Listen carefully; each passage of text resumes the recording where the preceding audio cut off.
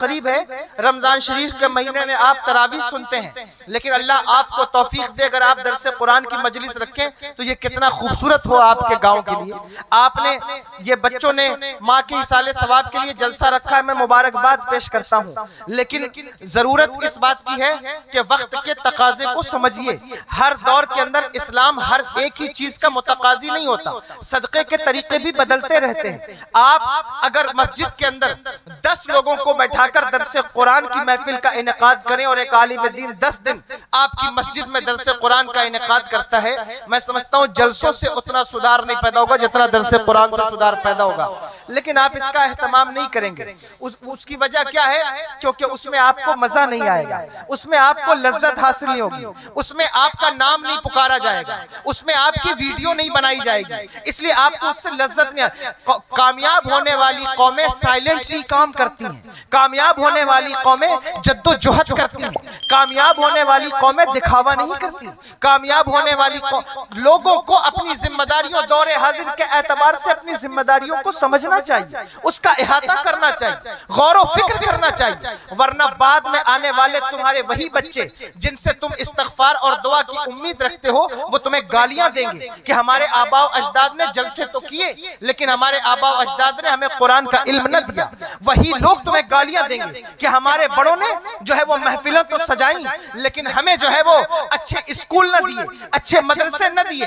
آج جس طرح یہ مدرسے کی شکایت کر رہے ہیں، مجھے افسوس ہوا کہ آپ کے گاؤں میں مدرسہ ہوتے ہوئے اگر آپ اس کی قدر نہیں کرتے، اللہ اکبر کبیرہ، یہ کتنی علمیہ کی بات ہے۔ آپ مدرسوں کی قدر کریں، آپ دین کا علم حاصل کریں، اس کے بعد جو نعت آپ سنیں گے اس سے جو لذت آپ کو حاصل ہوگی، اس لذت کو کسی دکھاوے کی ضرورت نہیں ہوگی، بلکہ وہ لذت آپ کو یہاں بیٹھے بیٹھے مدینے کا دیدار کرائے گی۔ وہ لذت آپ کو یہاں جو ہے وہ دو عالم سے کرتی ہے بیگانہ دل کو۔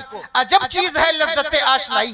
اگر آپ لذت آشنائی حاصل کرنا چاہتے ہیں تو علم دین حاصل کیجئے۔ جو لوگ نعت پر نعرہ لگاتے میں ان کے خلاف نہیں ہوں، لیکن ان سے اتنا ضرور کہوں گا کہ اگر آپ واقعی سچا عشق رسول حاصل کریں تو آپ کو پتہ چلے گا نعت کا مزہ کیا آتا ہے۔ جناب دلبر شاہی صاحب کلام پڑھ رہے تھے اور میں بیٹھے سوچ رہا تھا بہت اچھا پڑھتے ہیں، اللہ ان کو برکت عطا فرمائے، لیکن میں یہ جو میرے شورا ہیں میری جماعت کے اور مجھ سے بڑے ہیں، علم میں زیادہ ہیں، لیکن جس وقت میں ممبر پر بیٹھتا ہوں میں ان کا مبلغ بھی ہوتا ہوں تو مجھے ان کی خدمت بھی کرنا ہوتا ہے۔ یہ عظمت بھاگل پوری صاحب قبلہ بیٹھے ہوئے، اس کے علاوہ اور بڑے بڑے شورا بھی بیٹھتے ہیں، تو میں ان سے کہتا ہوں آپ مجھ سے بڑے ہیں، میں چھوٹا ہوں، لیکن یہ بات ضرور کہوں گا کہ نعت پڑھنے والوں کو چاہیے کہ وہ اس وقت تک جو ہے وہ جس وقت عشق رسول میں جو ہے وہ ان کا سینہ سرشار ہو، اس کے بعد وہ کلام پڑھیں، جس وقت ان کا کردار چمکدار ہو اور پھر وہ نعت پڑھیں، تو خدا کی قسم جس طرح لوگ کھڑے ہو کر کے نعرہ لگاتے ہیں، یہ نعت کی کامیابی نہیں ہے۔ نعت کی کامیابی یہ ہے کہ ایک شاعر نعت پڑھنے والا جس زمین پر مصطفیٰ جان رحمت کے اشعار پڑھتا ہے اس زمین پر انقلاب پیدا ہوتا ہے، اس زمین پر ایک ریولیوشن پیدا ہوتا ہے۔ یہ نعت پڑھنے والوں کی تاریخ رہی ہے، تاریخ دیکھنا چاہیے کہ نعت پڑھنے والوں نے کتنا انقلاب برپا کیا ہے، لیکن وہ اس وقت ہوگا جب دین کا علم ہوگا، لذت آشنائی حاصل ہوگی، انقلاب آئے گا۔ آپ نے نہیں دیکھا یہی علامہ کفایت علی کافی مراد آبادی نعت پڑھتے تھے، جن لوگوں نے انگریزوں نے انہیں پھانسی کی سزا سنائی اور تختے دار پر لٹکانے لگے تو ان سے پوچھا آپ کیا چاہتے ہیں، آخری خواہش بتائیں؟ انہوں نے کہا نعت پڑھنا چاہتا ہوں، جاتے جاتے نعت کی کائنات میں ایک نعت کا اضافہ کرنا چاہتا ہوں۔ کہا لکھیے، کاغذ لایا گیا، قلم لایا گیا، انہوں نے نعت لکھی۔ اس وقت لکھا جس وقت موت سامنے کھڑی تھی، اس وقت نعت پڑھنا کتنا مشکل کام ہے۔ جس وقت پیسے مل رہے ہوں، جس وقت سبحان اللہ الحمدللہ کی داد مل رہی ہو، اس وقت نعت پڑھنا آسان کام ہے، لیکن جس وقت پھانسی کا پھندا سامنے جھول رہا ہو اس وقت نعت پڑھنا کتنا مشکل کام ہے۔ اور انہوں نے نعت لکھی، وہ مشہور زمانہ کلام، وہ کہتے ہیں کوئی گل باقی رہے گا نہ چمن رہ جائے گا، پر رسول اللہ کا دین حسن رہ جائے گا، اطلس و کم خواب کی پوشاک پہ نازا نہ ہو، اس تنے بے جان پر خاکی کفن رہ جائے گا، اور جو پڑھے گا صاحب لولاک کے اوپر درود آگ سے محفوظ اس کا تن بدن رہ جائے گا۔ اللہ اکبر۔ وہ نعت انہوں نے پڑھی اور جب انہوں نے وہ نعت پڑھی تو ان کو جاگتے ہوئے جاگتی آنکھوں سے، ہمارے علماء نے لکھا ہے جاگتی آنکھوں سے حضور کا دیدار نصیب ہوا، حضور کا دیدار ہوا۔ اللہ اکبر کبیرہ۔ کیسے دیدار ہوا؟ کیونکہ انہوں نے ایک شعر میں انگریزی اور برطانوی سامراج کو چیلنج کرتے ہوئے کہا، نام شاہانے جہاں مٹ جائیں گے لیکن یہاں حشر تک نام و نشانے پنجتن رہ جائے گا۔ لوہے کی استری ہوتی تھی، لوہے کا پریس، آپ کیا ہوتا ہے یعنی مجھے نہیں پتا، اب اس میں کوئلہ ڈالتے تھے اور وہ گرم ہوتا تھا، اور وہ گرم کر کے وہ پریس ان کی رانوں پر چلایا گیا۔ جس وقت پریس اور وہ استری ان کی رانوں پر چلی، جاگتی ہوئی آنکھوں سے حضور کا دیدار کیا۔ اللہ اکبر۔ آنکھوں سے آنسو نکلنے لگے اور رو کر کہا، یا رسول اللہ مجھے نہیں پتا تھا، مجھے نہیں پتا تھا کہ آپ لوہے کی استری چلوانے سے دیدار عطا کرتے ہیں، ورنہ یہ کافی کب کا استری چلوا چکا ہوتا۔ کہنا یہ چاہتا ہوں کہ آپ نعت سنیں، تقریر سنیں، جلسہ کریں، لیکن اپنی سوچ کو، اپنی فکر کو، اپنی سمت کو ڈکلیئر کریں کہ آپ کو کرنا کیا ہے، آپ کرنا کیا چاہتے ہیں، کون سا انقلاب لانا چاہتے ہیں۔ آپ کو دیکھنا ہوگا کہ اسلام کس بات کا آپ سے متقاضی ہے، کس بات کی ڈیمانڈ کر رہا ہے۔ چاہتا کچھ اور ہے اور آپ کچھ اور رہے ہیں تو اس وقت وہ کام آپ کا فائدہ مند نہیں ہوگا۔ جس وقت اسلام کے اندر کوئی جنگ چھڑ جائے، جہاد چھڑ جائے، میں یہاں جہاد کی دعوت نہیں دے رہا ہوں، یہ جملہ مترضہ کے طور پر بیچ میں آ رہی ہے بات، اس کو سنیے گا۔ کوئی جہاد چھڑ جائے، اسلام جو ہے وہ جہاد تمہارے اوپر فرض ہو، اس وقت تم رات میں جاگ کر صلاۃ التسبیح پڑھ رہے ہو، اسلام قبول نہیں کرے گا، وہ عبادت قبول نہیں ہوگی، اس لیے اس وقت تمہارے اوپر جہاد فرض ہے۔ اللہ اکبر کبیرہ۔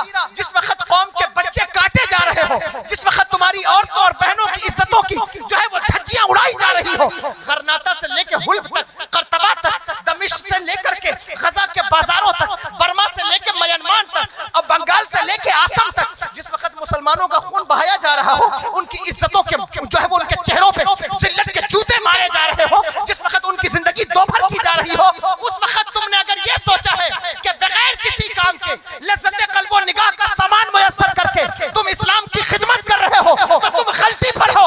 یہ اسلام کی خدمت نہیں ہے، اسلام کی خدمت کا عنوان اس وقت کردار ہے، کردار، کردار ہے، کردار، کردار سے دنیا بدلے گی، کردار سے آخرت بدلے گی۔ تقریریں لاکھ تم نے سنی ہوگی، جلسے لاکھ تم نے سنے ہوں گے، لیکن اگر کردار میں کوئی تبدیلی نہیں آئی ہے تو یہ اسلام سے وفا کا عنوان نہیں ہے۔ اسلام سے وفا کا عنوان کردار ہے۔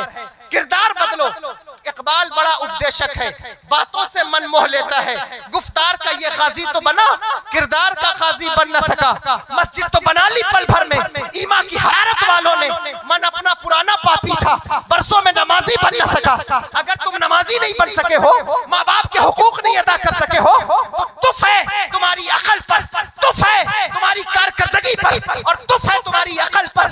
آؤ آؤ کردار کا باب کھولو، کردار کا باب سجاؤ۔ کردار کیا ہوتا ہے؟ نعت سننے کا شوق ہے نا؟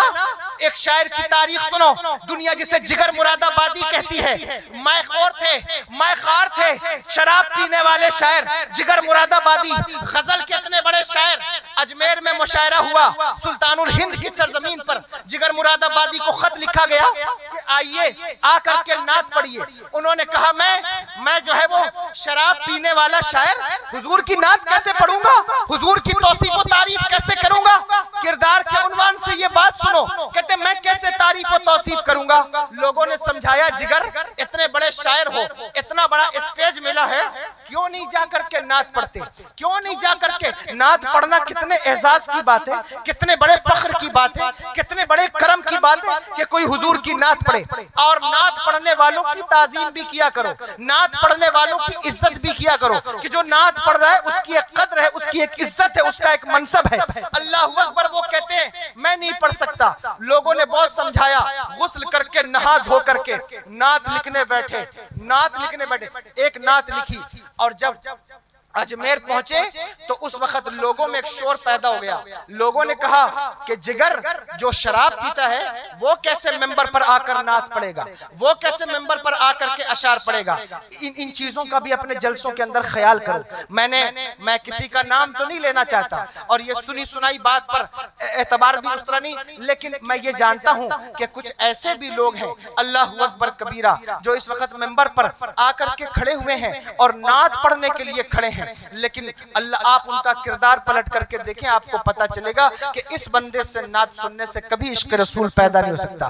جو انسان خود گناہوں کے دلدل میں الجھا ہوا ہو، زبان سے نعت پڑھنے والا اسی منہ سے اگر گانجا پی رہا ہو تو مجھے بتاؤ یہ کیا وہ جو ہے وہ مدحت رسول کا حق ادا ہو رہا ہے؟ آپ مجھے بتائیے، جگر وہ کہتے ہیں، لوگ کہتے ہیں کہ شراب پینے والا نعت پڑھے گا، ہم اس کی نعت نہیں سنیں گے۔ لوگوں کا ظرف بھی کتنا اعلیٰ تھا، لوگ بھی کتنے معیاری تھے، اس کو سنتے تھے کہ جو مصطفیٰ جان رحمت کی صرف نعت نہ پڑھتا ہو، جس کا کردار بھی چمکدار ہو، جس کا کردار بھی اچھا ہو۔ لیکن ہر گویے کو، ہر ناچنے والے کو، ہر کودنے والے کو اگر اپنے ممبر کی زینت بناتے ہو تو تمہیں اس بات پر توجہ کرنا چاہیے، تمہیں اس بات پر غور کرنا چاہیے۔ میں کسی شاعر کی مذمت نہیں کر رہا ہوں، لیکن اتنا ضرور کہوں گا کہ جس وقت کوئی نبی کی نعت پڑھنے کھڑا ہو، اسے چاہیے کہ وہ شعراء اور وہ اکابرین شعراء کی زندگی کو دیکھے، جنہوں نے اپنی زندگی میں یہ کہا، ہزار بار بشویم دہن سے مشک و گلاب، ہنوز نام تو گفتن کمال بے ادبیس، جنہوں نے اپنی زندگی میں یہ کہا کہ سرور کہوں کہ مالک و مولا کہوں تجھے، حیرہ باغ خلیل کا گل زیبا کہوں تجھے، تیرے تو وصف عیب تناہی سے ہے بری، حیرہ ہوں میرے شام میں کیا کیا کہوں تجھے۔ یہ خیال کرنا چاہیے۔ اور جس وقت ان کے جیسے شاعر، کئی ایسے شاعر ہیں جن کو میں توجہ سے سنتا ہوں، اس میں ایک نام عظمت باگلپوری کا بھی ہے کہ جس وقت سادہ طبیعت کا انسان مصطفیٰ جان رحمت کا کلام پڑھتا ہے، اس کے چہرے کا نور دیکھنے سے تعلق رکھتا ہے۔ جو مؤدب ہو، با ادب ہو، علماء کا ادب کرنے والا، مقررین کا، خطبہ کا، نقبہ کا، عوام کا، سامعین کا، ماں بہنوں کا ادب کرنے والا، سماج اور معاشرے کا ادب کرنے والا، دین کا درد رکھنے والا، جس وقت نعت پڑھتا ہے، جس وقت وہ نعت پڑھتا ہے، اس کی نعت کا عالم یہ ہوتا ہے کہ وہ نعت پڑھنے والے کے اشعار کا طریقہ یہ ہوتا ہے کہ وہ اس طرح نعت پڑھتا ہے، دہر میں اسم محمد سے اجالا کر دے، کوئی جو ہے وہ اس کی نعت پڑھنے کا انداز یہ ہوتا ہے کہ کی محمد سے وفا تو نے تو ہم تیرے ہیں، یہ جہاں چیز ہے کیا لوح و قلم تیرے ہیں۔ اس کی نعت پڑھنے کا انداز یہ ہوتا ہے، وہ اگر آج بھی براہیم سا ایمان پیدا آگ کر سکتی ہے، انداز گلستہ پیدا، اس کے نعت پڑھنے کا انداز یہ ہوتا ہے، بلغ العلا بکمالہ کشفت دجا بجمالہ حسنت جمیع خصالہ صلو علیہ وآلہ۔ اس کا طریقہ الگ ہوتا ہے، وہ اپنی نعت سے انقلاب پیدا۔ شاعر کہتے ہیں نعت سے کیسے انقلاب پیدا ہوگا؟ میں کہتا ہوں پڑھو علامہ اقبال کو، کیا شاعری سے انقلاب پیدا نہیں ہوتا؟ پڑھو حضور اعلیٰ فاضل بریلوی کو، کیا شاعری سے انقلاب پیدا نہیں ہوتا؟ ہوتا ہے۔ انقلاب شعراء سے جتنا انقلاب پیدا ہو سکتا ہے۔ حضرت حسان بن ثابت کو حضور نے نہیں کہا، حضرت کعب بن زہیر کو حضور نے نہیں کہا کہ جاؤ جو ہے وہ حضرت کعب بن زہیر آئے حضور کی بارگاہ میں، میرے آقا سرور دو عالم صلی اللہ علیہ وسلم کیا کرتے ہو؟ کہا حضور شاعر ہوں۔ کہا اقدو علی اعداء نبیک، اپنے نبی کے گستاخوں کی مذمت کرو، اپنے نبی کے گستاخوں کی ہجو کرو، اور انہوں نے وہ کرنا شروع کیا۔ حضرت حسان بن ثابت کو پڑھو، حضرت عبداللہ بن رواحہ کو پڑھو، حضرت کعب بن مالک کو پڑھو، جنہوں نے شاعری کی دنیا میں وہ انقلاب پیدا کیا کہ آج تک جو ہے وہ مصطفیٰ جان رحمت کے گستاخوں کا جواب ان کے شعروں سے دیا جا رہا ہے۔ آج تک مصطفیٰ جان رحمت کی عظمت پر بھونکنے والوں کو جواب ان کے اشعار سے دیا جا رہا ہے۔ جگر مراد آبادی ممبر پر کھڑے ہوئے تو لوگوں نے کہا آپ سے نہیں سنیں گے، ہوٹنگ شروع ہو گئی۔ انہوں نے کہا خاموش ہو جائیں، اگر آپ میرا مذاق اڑا رہے ہیں تو کوئی بات نہیں، لیکن جو میں لکھ کر لایا ہوں اگر اس کا مذاق اڑا رہے ہیں تو آپ کو سوچنا چاہیے کہ میں حضور کی نعت لکھ کر لایا ہوں۔ انہوں نے نعت پڑھا، اور وہ نعت پڑھی مشہور زمانہ کہ ایک رند ہے اور مدحت سلطان مدینہ، اس امت آسی سے نہ منہ پھیر خدایا، نازک ہے بہت غیرت سلطان مدینہ۔ اور پھر وہ لوٹے، ان کے سامنے جب شراب کی باٹل رکھی گئی، انہوں نے اس باٹل کو اٹھا کر توڑ دیا اور کہا کہ وہ زبان جو نعت پڑھتی ہے وہ شراب کیسے پی سکتی ہے؟ وہ زبان جو نعت پڑھتی وہ شراب کیسے پی سکتی ہے؟ اگر تم نعت سننے کے بعد بھی جو ہے وہ خرافات میں ہو تو پھر میں تم سے پوچھوں گا نعت سننے کا فائدہ تمہیں کیا ملا ہے؟ اگر نعت سننے کے بعد بھی تمہاری غلط عادتیں بدل نہیں گئی تو نعت سننے کا فائدہ تمہیں کیا ملا ہے؟ اور نعت پڑھنے والے اگر نعت پڑھ کے بھی اگر آپ کی عادت اور آپ کے دل میں درد اسلام نہیں پیدا ہوا ہے تو پھر آپ کو نعت پڑھنے کا فائدہ کیا ملا؟ یہ چیز ہمیں غور کرنا ہوگا، سوچنا ہوگا۔ اسلام کا تقاضا اس وقت کردار ہے، ماں کے ساتھ